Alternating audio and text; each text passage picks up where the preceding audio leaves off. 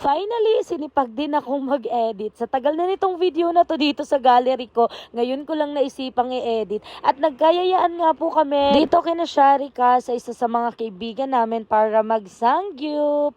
Dahil ito na yata yung pinakamasarap na banding naming lahat, kundi ang food trip talaga. Kaya kami ay patawanan ng pataba. Sobrang sarap tumambay nga pala dito sa may palaisdaan ni na Sharika kasi bukod sa sariwang hangin ang malalanghap mo, ay makakakain ka rin ng katang dito, charis. Habang naglalakad nga kami papunta sa kubo ni na Sharika ay may nakita kaming alimango at syempre hindi pinalampas ni Jeff. Kaya naman tito, pag kulang yung alimango mo, si Jeff po yung kumuha. Wala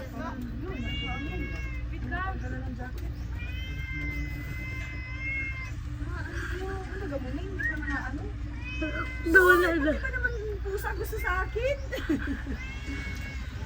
Ay, Isabel! Inay! Hindi ako nanay mo, ako tiya mo. Problema niyo ba, pangulam? Nandito na ang alimango.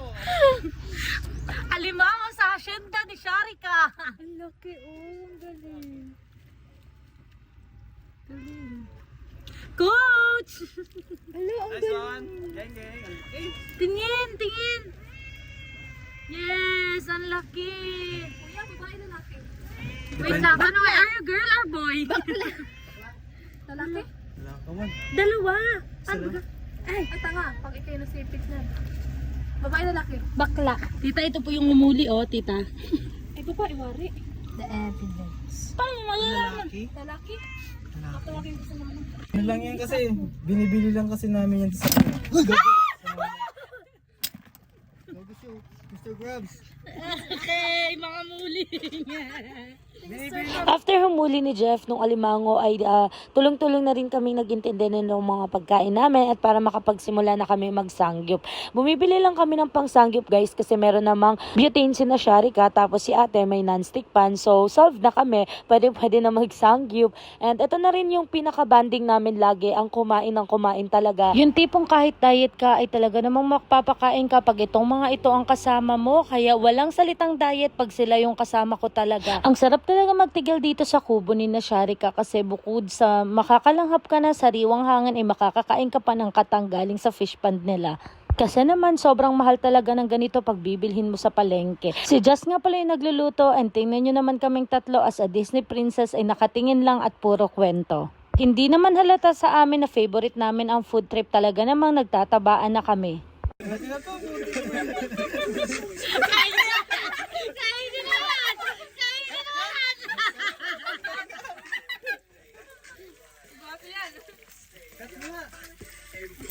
Ang sarap talaga kasama nitong mga ito. Bukod sa maraming kwento ay maraming pagkain din pag kami ang magkakasama-sama. Sa tagal na nga nitong video na to ay muntik ng ugatin dito sa gallery ko. Tingnan nyo naman habang nag-i-edit ako ay natatakam na naman ako dito kay Mr. Crab. Kasi nga sobrang sarap talaga nito guys. Isa lamang ito pero grabe. Sulit na sa aming tatlo ni Jeff at ni Ate Rose Ann. Kasi nga yung dalawa ay allergy dito. Tapos si Sharika tumikim lang. Tama lang yung luto. Sige, makasimbol siya ng ipagpunga. Satisfy ko sa Sino naman yung satisfied? Grabe din luto sa kaligyan. Masaktuan lang talaga.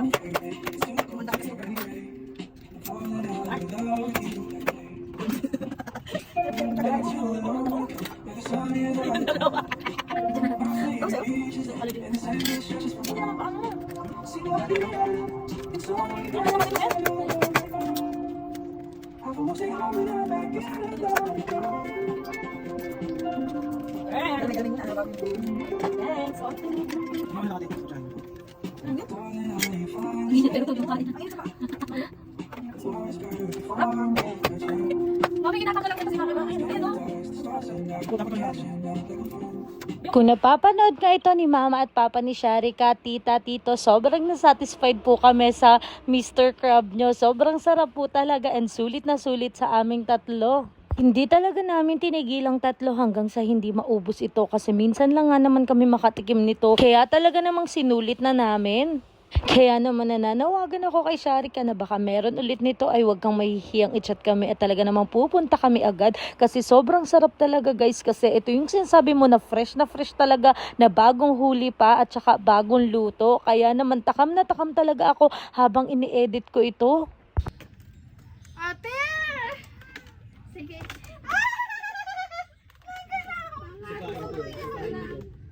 Ate!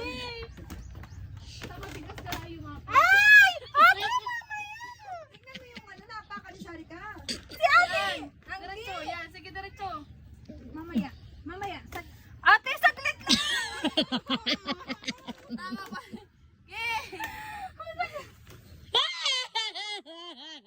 Yan. Oh. Tapos dito ka na sa bilog mo nga yung mapak ha.